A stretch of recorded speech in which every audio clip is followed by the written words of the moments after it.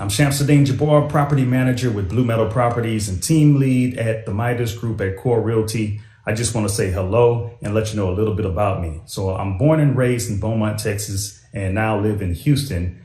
And I've been here all my life, with the exception of traveling for the military, where I spent 10 years as a human resources specialist and IT specialist, where I learned the meaning of great service and what it means to be responsive and take everything seriously, dotting I's and crossing T's to make sure that things go off without a hitch. So I've taken those skills and applied them to my career as a real estate agent, where I feel like what really sets me apart from other agents is my ability to be able to, one, be a fierce negotiator. So not only do I brilliantly market your property to make sure it gets sold as quickly as possible or gets leased as quickly as possible, but I'm also going to take every ounce of energy and putting it into negotiating for you and for your property to get the best deal that you can possibly get for it. So once we get to the closing table, all the I's are going to be dotted, all the T's are going to be crossed, everything's going to go off without a hitch. And that is my word that I'm giving to you as your relationship. Imagine that this guy had sold you a property or you was at closing with him. Imagine that. Seems like a normal, everyday guy, real estate agent, pitching you his background and being an HR specialist and an IT specialist. I don't really know what that is because you should be specializing in something. And he has a military background and he's really a dedicated, hardworking American and all of this stuff. Imagine the same guy that rented a truck off of Turo, an electric vehicle off of Turo, and he, I don't even like saying it, but he rode that vehicle all through New Orleans and he's taken out over 15 people as a result of it and injured over 40 more and got explosives in his truck and went into a shootout with the police and all of that. This is the same guy that sold you a home. And he was making a pitch video and ain't no telling how many times he did this pitch because usually it take a lot of times to get it in one take or to get it in one shot without splicing it if you're not a normal content creator. Then he got the discipline thing in the background and all of this stuff. You would say that this makes sense, right? You would say that it makes sense that I see this guy, he got on a suit, jacket, or whatever, but is his arrest or his military profile picture is completely different, or his dusty picture is completely different, right? They saying that he got enthralled with religion and became a little bit more radicalized. Let's deep dive into that a little bit. Joining us now is Chris Poisson. He went to school with the suspect from the New Orleans attack. Chris, thank you for being with us. Just tell us a little bit about your experience with Shamsud-Din. You called him Sham in middle school and high school, is that right? Right, yeah, Shamsud-Din, his friends called him Sham. Okay, so you went to middle school and high school with him. When he went off to the Army, you went off to the Air Force, and I know you kind of lost touch, but then you'd gotten back in touch a few years ago on social media. Tell us first what he was like in middle school and high school. Back then, he was really reserved. He kept to himself. He didn't say too much. He was Look at very his picture.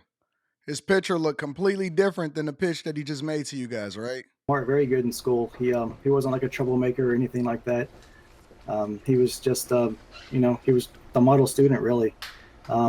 We met in 8th grade, and then we just happened to move to the same town in 9th grade, went to the same high school. So our friendship just continued on until high school, until he joined the Army, and like you said, I joined the Air Force. So when you touched base with him a few years back on social media, I think it was 5 or so years ago, and got back in touch with him, what were those exchanges like, and had he changed? Well, yeah, we had lost touch because whenever we graduated, social media wasn't a thing yet. So whenever Facebook came along, we reconnected. And then we kept in touch for several years, actually, through Facebook, just messaging back and forth, just checking on one another.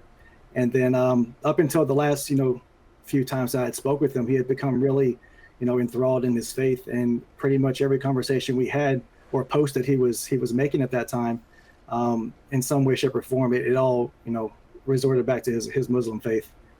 Okay, so radicalized at some point, and it can happen with any religion. It can happen with most faiths. people become radicalized. They become extremist in whatever it is that they believe. And honestly, I can't speak about the Muslim faith because I'm not a Muslim, but people become so extreme in their beliefs and their views, and often at times it affects what they do on a daily basis. You got to be careful around people. I automatically, and again, I like for people to find God and all of that stuff, but when people start to become radicalized, I start to look at them with a side eye because I don't know who it is that they're following. And that goes for a lot of these people out here. When I see these people that be preaching on the corner and stuff like that, I'll be like, man, that don't make no sense. That's not making sense to me. And so I start to look at them with a side eye, or I look at them a little bit differently than I normally would. It's crazy. He talked a lot about Islam. Did you get the sense he was radicalized? Now y'all back under the microscope I understand again. you are a Christian and you were talking with him about religion. Were you having, respectful exchanges? It was very respectful, and it wasn't anything like he was upset or mad at anybody. Every post and every conversation I ever had with him, he was never mad at anything. He never talked about overthrowing the government or being mad at a particular race or religion or anything like that. He was always very respectful and very positive. His message that I got from him after every conversation was that he was very positive. And it's just that what happened yesterday just came by complete surprise. I never would have seen this coming. Yeah, you were shocked. And we've learned from our reporting that I think since about that time you would have re-engaged with him on social media. He has been suffering financial problems. He has obviously his family, his place in his family has certainly fallen apart. I knew it. Did you talk to him about any of that? I knew it. Let me tell you something, bro. And this is why I preach 100% of the time, preparing yourself, putting yourself in a good financial position. Because when you combine the two, when you combine my faith along with the fact that you get broke, it'll break your spirit. You'll look for something, you'll look for an answer, and if you don't find it, if you can't step up and then find your way as a man, you then can become radicalized, and then you feel like you ain't got nothing to lose, and it goes south from there. I knew it. I could tell it 100% of the time. I could see it from people that be in the chat half the time that they angry because they dusty. You could see it on their profile pic. When he had his little suit on and he was this right here, when he was this, he was different. He was way different. The minute that you get that dust on you, it change everything, bro. No, we didn't get that deep into it. Whenever we had messaged each other back and forth, it was just more so checking on one another. Because like I said, we met in middle school back in 1996. Yeah. And so whenever we did talk, it was just, how are you doing? How are things, on your neck in your neck of the woods, and just, keeping it pretty superficial. We never got into anything really deep, with family issues or anything like that. So I didn't know we had any of that stuff going on, until the news report started coming out after the fact, since yesterday. So, you were shocked by this, and you also have an interesting perspective because you have a military background. You served in an anti-terrorism unit. He served how ironic. A person that served to fight against terrorism became the terrorist.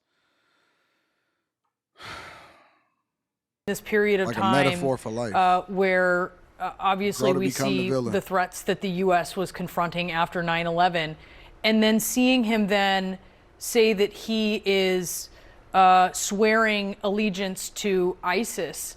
What do you think of that? Crazy, bro. Complete disbelief, utter shock. One of our classmates actually messaged me yesterday morning and asked me if I had seen the news, because that's when they had identified Sham in the attacks. And I told him, I don't believe that. That's probably just false reporting, a mistaken identity. And the more I looked into it, more credible reports started coming in, and it was him. And he never gave any tips or clues to me personally whenever I was speaking with him that he was on the verge of doing something like this. It's just tragic, and I never saw this coming. Watch your back, man. Watch your back, because once people start to become a little bit more dusty, then it starts to turn into a thing. The minute that you want to start to get to the core of who somebody is, and how they really operate in life and how they respond to crisis modes. It ain't even about no wars, ain't none of that. People can endure, guys can endure a lot of stuff, but remove the ability to be able to provide for yourself, and then combine that with some family problems and sprinkle a little bit of religion in there. You got you a villain. You got you a certified villain. Y'all let me know what y'all think inside of the chat. Make sure y'all tap into the Patreon. The best way to join the Patreon is the beginning of the month. I love you. I appreciate you. Be careful, man. Be careful who you surround yourself with.